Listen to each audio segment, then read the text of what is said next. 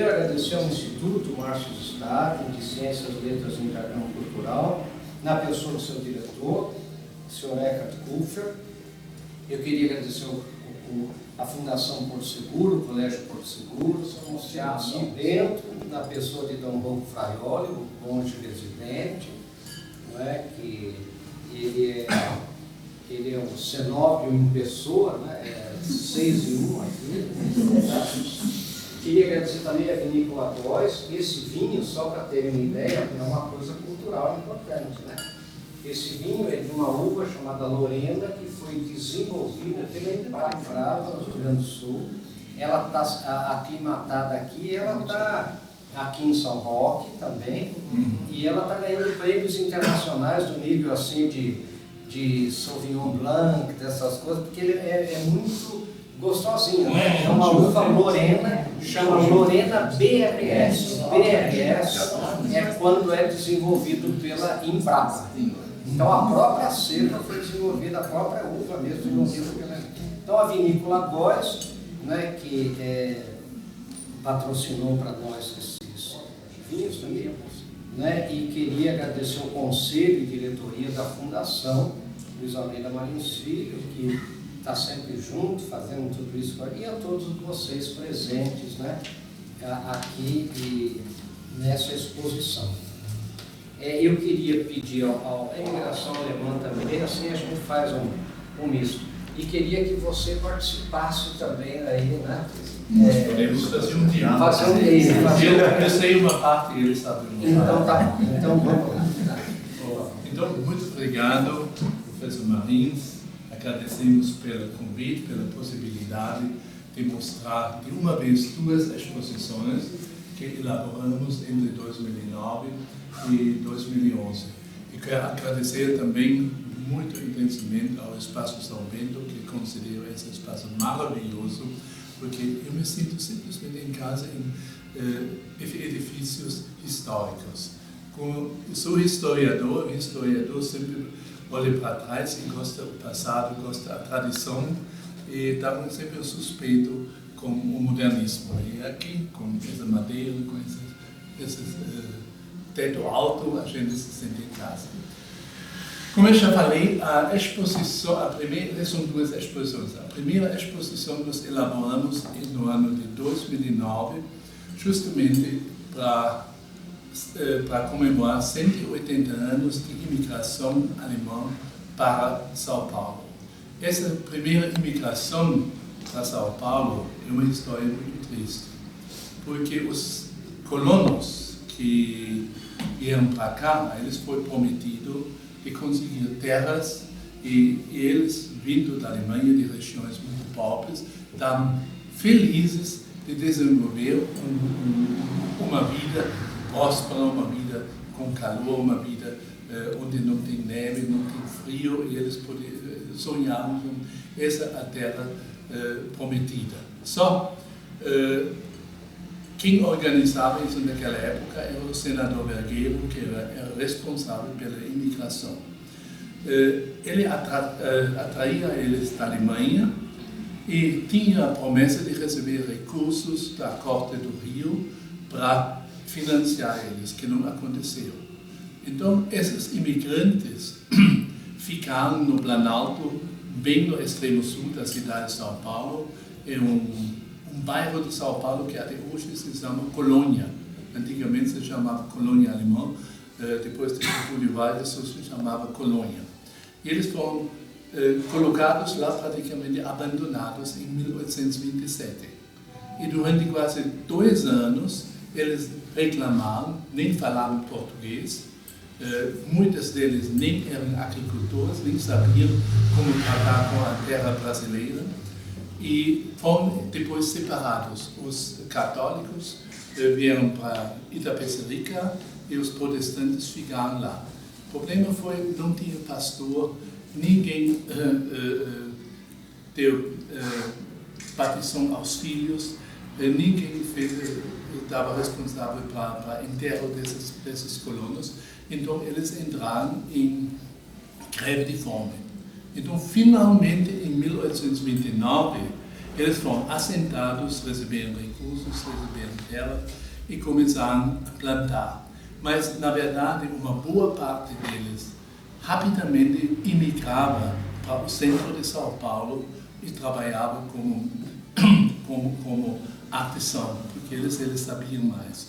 Algumas famílias ficaram lá e hoje em dia nós encontramos ainda naquele bairro de Colônia imigrantes que são descendentes, quer dizer, pessoas que são descendentes daqueles imigrantes. E por isso a primeira imigração para o estado de São Paulo aconteceu em 1829. E nós elaboramos essa exposição, contamos praticamente a história da imigração alemã a partir de 1829 até mais ou menos os anos de 1930. Porque no século XIX aconteceu muita coisa. Teve várias ondas de imigrações. Os primeiros, como eu já falei, foram aquelas de 27 e 29. A segunda onda foi em 1950, quando o senador Vergueiro, naquela época já dono da fazenda de café de Ibicaba, perto de Cordeirópolis, perto de Limeira, procurava trabalhadores. Ele não conseguiu mais escravos, porque o mercado de escravos era escasso. E não conseguiu, já para a época de 1848 e 50, trazer escravos da África. Aí ele teve a ideia, eu vou para a Europa, eu vou oferecer para pessoas do campo, porque tanto em Portugal, como na Suíça, como na Alemanha, tinha muitos pobres. A população cresceu muito, a industrialização cresceu, mas principalmente para segundo, terceiro, quarto filho de uma família não sobrava mais nada.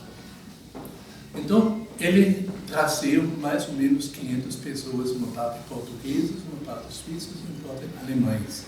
Ofereceu para eles uma terra dentro da fazenda, pagava a transferência, a viagem do navio para Santos e prometeu: eu vou sustentar vocês durante um ano e vou dar para vocês mudas de café e depois, com a primeira coleta e das posteriores, vocês pagam a dívida de volta.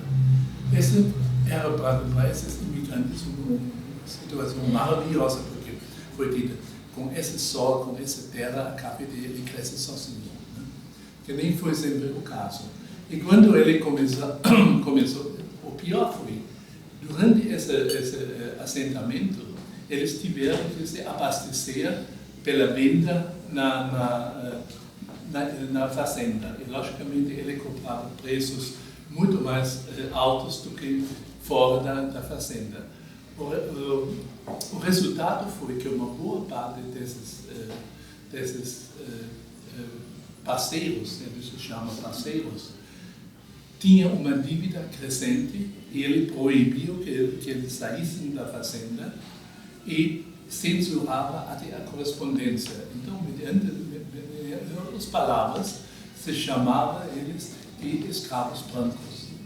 E tinha um suíço, um professor de escola elementar, que era também um parceiro, que conseguiu enviar uma carta relatando a situação para o cônsul da Suíça no Rio de Janeiro.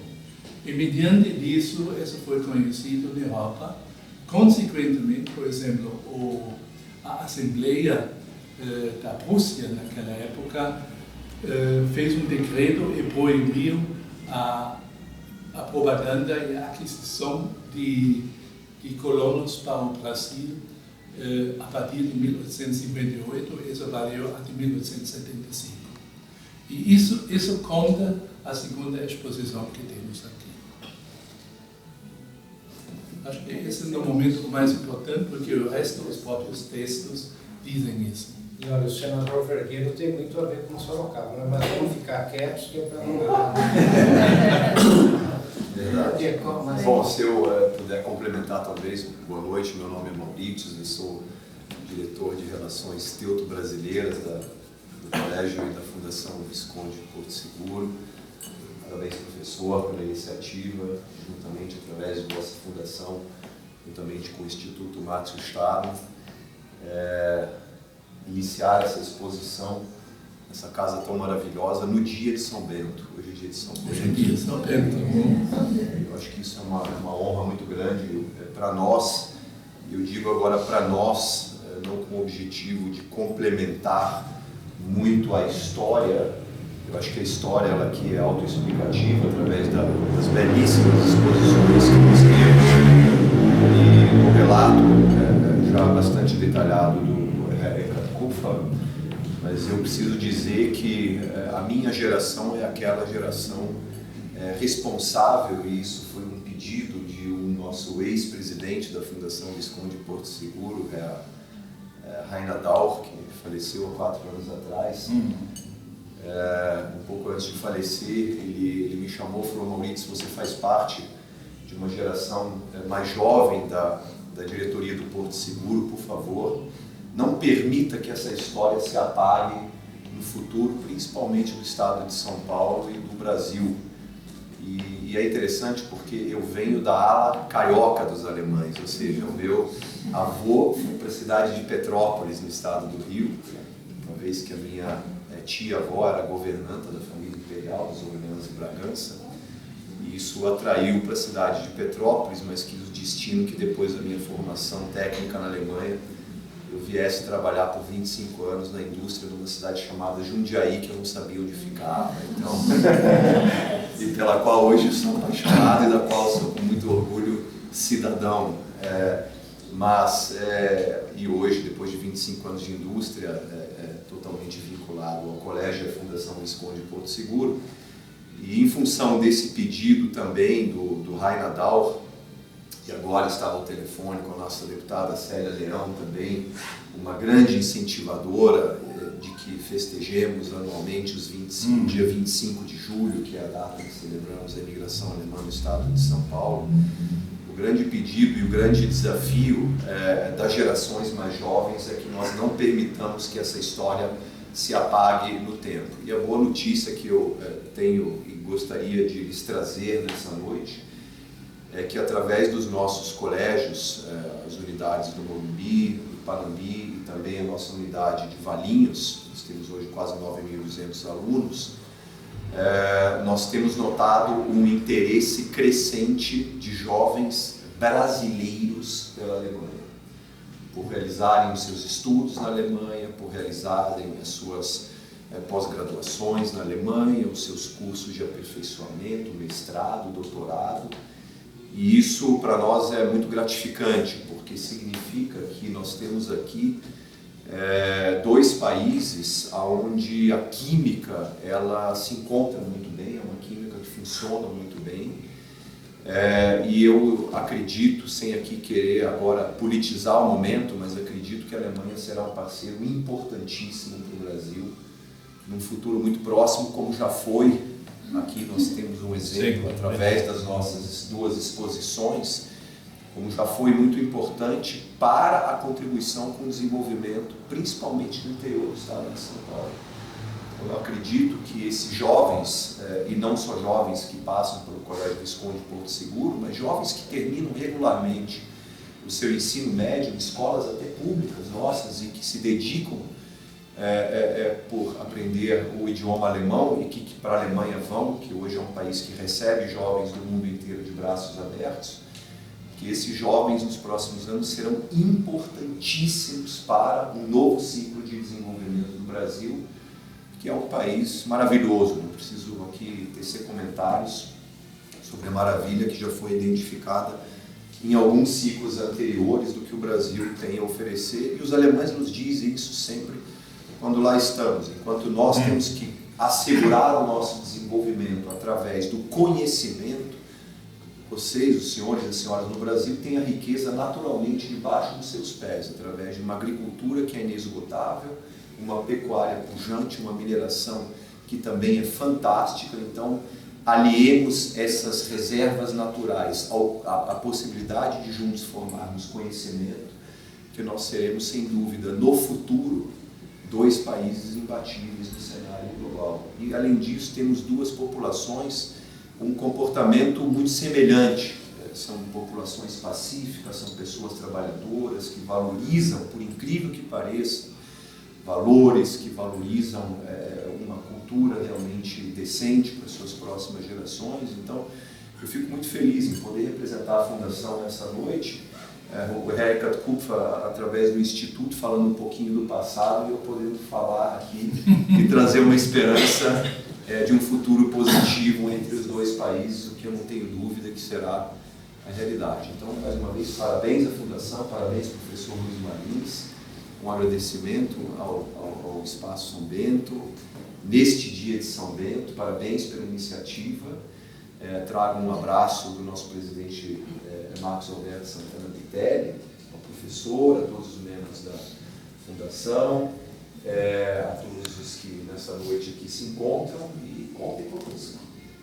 Muito obrigado. Queria colocar aqui o Maurício, Zé, não sei se ainda é delegado do CIESP, Ainda tem em Jundiaí. Tem um grande amigo em Sorocaba, que é o Toninho Belt, que todo mundo conhece, né? E ele também é um grande amigo aqui, está sempre aqui em Sorocaba e fazendo todo esse trabalho, né, junto à Fundação Porto Seguro, e um grande amigo de Jundiaí, né? Também participa, né, em Jundiaí de maneira muito ativa, né, de toda a cidade mesmo, né, o desenvolvimento da cidade.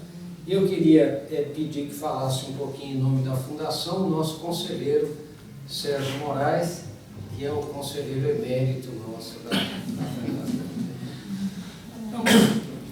Então, eu gostaria de agradecer a presença de todos, né, representando aqui o nosso patrono, né, e sempre tornando público, né, a nossa admiração, o nosso respeito em relação à Fundação, em relação ao Instituto, em relação ao Mosteiro, né, que são parceiros nos últimos anos cada vez mais constantes, né, e que tem possibilitado a própria Fundação exercer a sua atividade, né, do ponto de vista de divulgação cultural, quer dizer, sempre procurando trazer alguma coisa melhor para Sorocaba, a sua população e sua gente, né? Então, essa exposição, ela só vem engrandecer, né, a população de Sorocaba, né? Então, a Fundação ela se sente bastante honrada, né? E esses são os nossos pareceres e a nossa consideração em relação a isso. E nós temos também, né, uma Landsgraf, né, que é conselheira da Fundação também,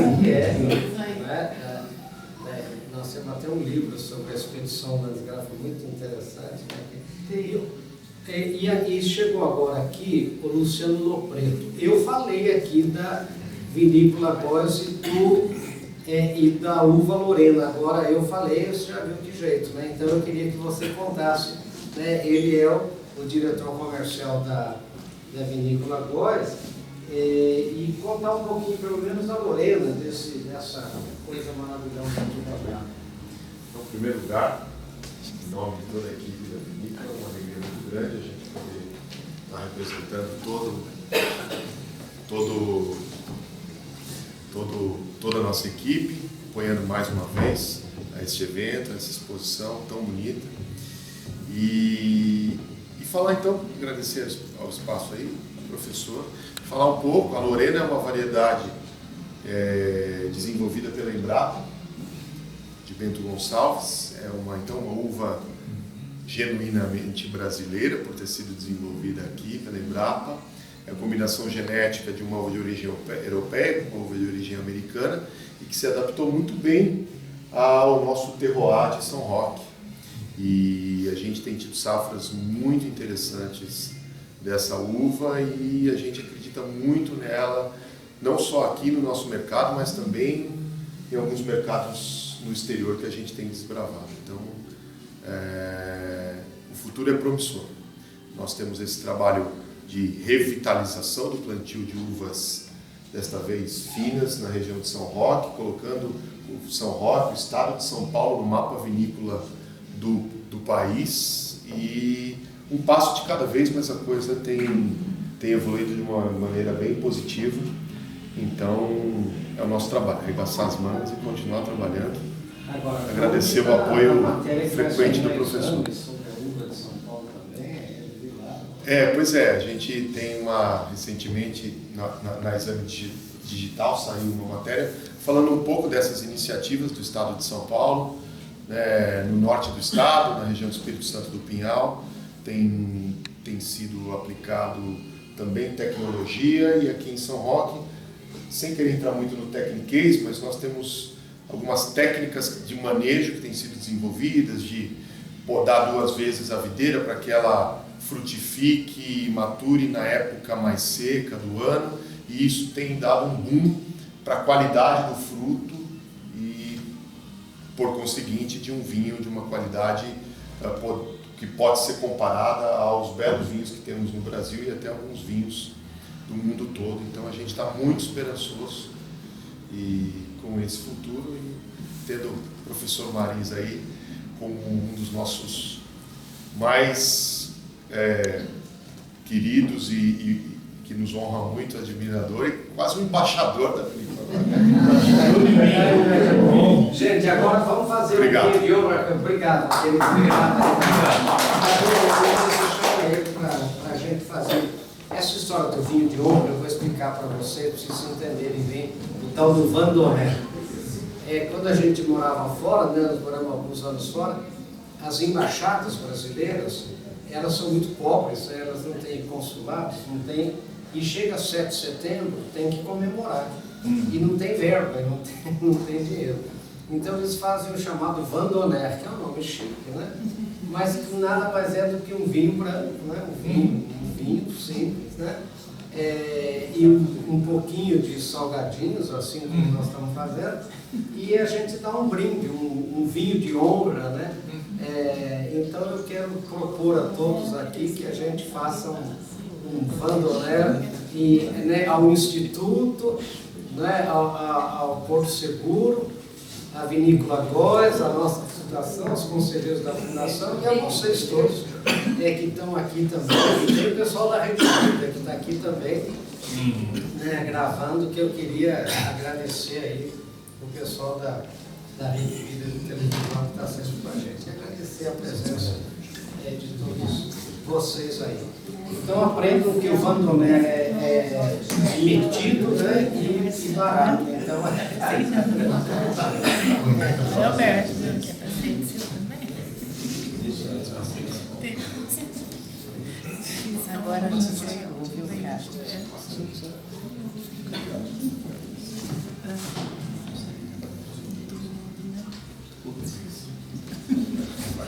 Eu não lembro o nome de ninguém, mas eu fiz uma participação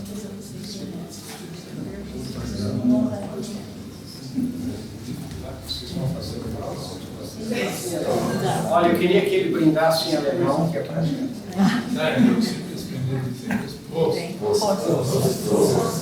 Saúde, gente. Muito obrigado pela presença de todos. E o sucesso da Fundação Nossa Fundação. A volta. A votação tem. Ela volta de saúde.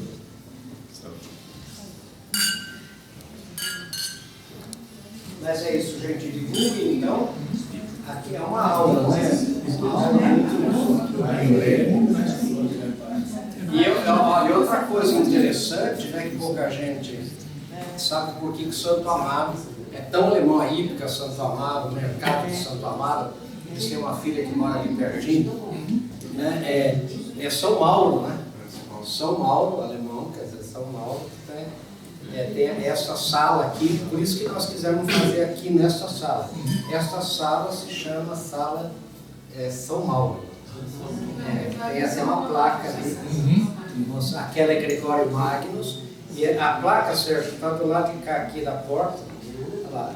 Está escrito Santos Mauros. Que é Santo Amaro. Então é isso. Gente, muito obrigado. Eu não vou pedir outra salva de palmas, porque senão eu derrubo a vida. Obrigado pela presença. E continuem visitando aí a exposição, que vale a pena. Meu nome é Eckhard Kupfer, eu sou diretor do Instituto Márcio Staden, é um instituto que trabalha com a imigração alemã para o Brasil faz mais de 80 anos. Temos matérias sobre mais de 200 mil pessoas e mais de 15 mil instituições e com isso elaboramos exposições, fazemos palestras, publicamos livros e criamos também documentários. Neste caso, nós mostramos no Espaço São Bento de Sorocaba 2 exposições. Uma diz a história da imigração alemã para o estado de São Paulo, a partir de 1829 até 1930, e a segunda, especificamente, uma exposição para a imigração ao interior de São Paulo, principalmente a fazenda de café Ibicaba. Me chamo Mauritius Raiski von Dubnitz, sou diretor de Relações Teuto-Brasileiras do Colégio e da Fundação Visconde de Porto Seguro, represento nessa noite a Fundação Visconde de Porto Seguro e trago aqui a boa nova de que o Brasil e a Alemanha hoje são 2 países onde nós temos uma realidade, principalmente concernente ao jovem brasileiro.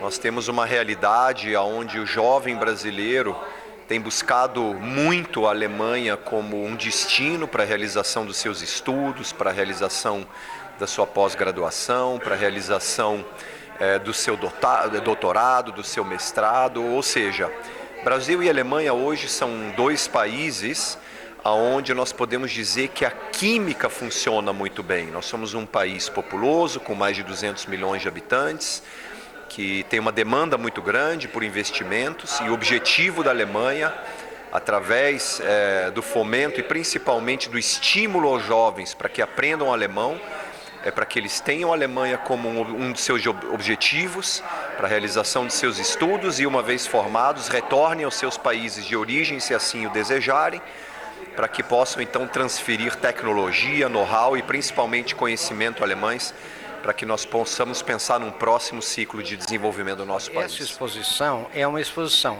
que está sendo realizada pela Fundação Luiz Almeida Marins Filho, mais o Espaço São Bento e mais o Instituto Márcio Staden de Cultura Alemã. A exposição foi elaborada pela Fundação Visconde de Porto Seguro e o Instituto Márcio Staden. Ela mostra, gente, a imigração alemã no estado de São Paulo, principalmente, uma coisa interessantíssima. A emigração, quer dizer, a vinda dos alemães para o Brasil pelo sistema de parcerias que foi feito pelo senador Vergueiro. O senador Vergueiro era o homem responsável pelo sistema imigratório. Vejam bem para vocês que a escravidão estava no final, isso é final do século XIX, então estava muito no final, já não se conseguia escravos, e então teve um grande projeto do Império para trazer imigrantes europeus, e um desses projetos é o projeto alemão, que está aqui sendo exposto no Espaço São Bento, em Sorocaba. Os nossos mosteiros no Brasil são muito ligados à comunidade alemã porque, em fins do século XIX e início do século XX, foram exatamente monges vindos da Alemanha que repovoaram os mosteiros no Brasil. Nossos mosteiros são de fundação portuguesa, mas dada a política do então Império, de querer acabar com a vida religiosa no Brasil, os mosteiros foram ficando cada vez menos monges, foram proibidos de receber candidatos noviços. Com a proclamação da República, ao contrário do que muita gente pensa, foi a salvação exatamente dos mosteiros brasileiros. Com a separação da Igreja do Estado, então os mosteiros brasileiros puderam, recorreram à Santa Sé, o Papa na época, que pediam aos mosteiros alemães, que eram muito florescentes na época, de modo particular o mosteiro de Boiron, na região do Danúbio, na Alemanha, que mandou uma quantidade muito grande de monges que repovoaram os mosteiros do Brasil. Inclusive o mosteiro de São Paulo ele foi totalmente reconstruído em estilo neobasilical alemão. E essa exposição hoje aqui? É muito significativa. Nós temos alguns quadros aqui, alguns banners que mostram exatamente a influência de Dom Miguel Kruse, que foi o abade do início do século passado, um abade alemão, de nascimento de origem alemã, e foi talvez um dos principais personagens de São Paulo, quiçá do Brasil, no início do século passado. Ele, por exemplo, trouxe as Santas Marcelinas, o Hospital Santa Catarina, não é? Ele foi responsável por uma série de atividades, foi uma intervenção muito grande, que até hoje, né, a nossa cidade de São Paulo usufrui daquilo que Dom Miguel Cruz fez no início do século passado. E esse próprio mosteiro foi restaurado por ele em 1905, né? Pensou-se até em demoli-lo, dado o estado de conservação na época, que é um mosteiro todo feito em taipa. Mas ele restaurou o mosteiro e está de pé até hoje graças a ele. E hoje nós procedemos novamente ao restauro do mosteiro, estamos agora restaurando a parte artística da igreja, né? E depois vamos passar para o mosteiro. E tudo no dia de São Bento, que é o patriarca dos monges do Ocidente e patrono principal da Europa.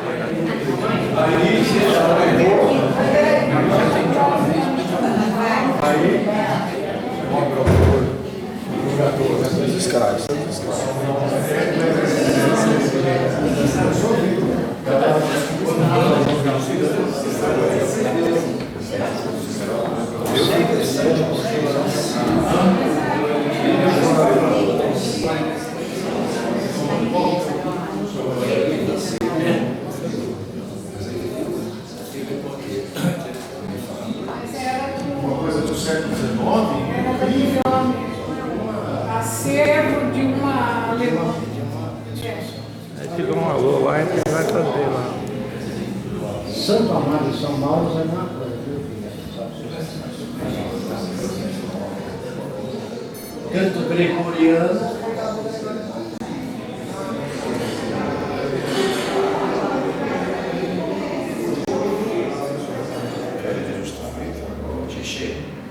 Vou mijar.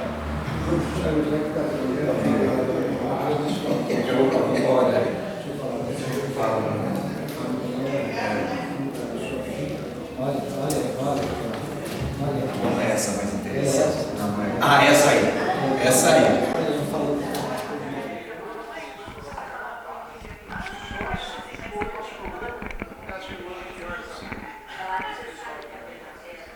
Dois, três.